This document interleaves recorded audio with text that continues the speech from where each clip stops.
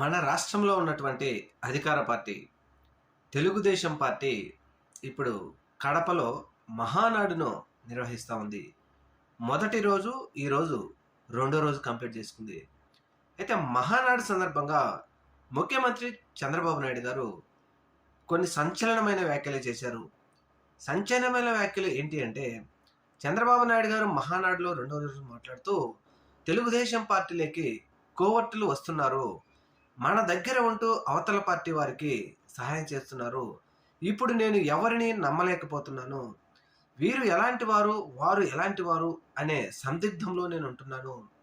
అందువలన ఈ కోవర్టులు ఎవరు రాకుండా మనం చూసుకోవాల్సి వస్తుంది అంటూ ఒక సంచలనమైన వ్యాఖ్యలే చేశారు ముఖ్యమంత్రి గారు.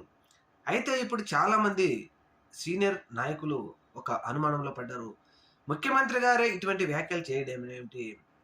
పార్టీలో జాయిన్ చేసుకునేటప్పుడేమో సరదాగా, లేకపోతే అవతల పార్టీని ఏదో చేయాలని చెప్పేసి జాయిన్ చేసుకొని, ఇప్పుడేమో కోవర్టులు వచ్చారు మన పార్టీలోకి అని చెప్పి ఇటువంటి వ్యాఖ్యలు చేయబడి ఏమిటి అంటూ చాలామంది నాయకులు పెదవి విరుస్తున్నారు.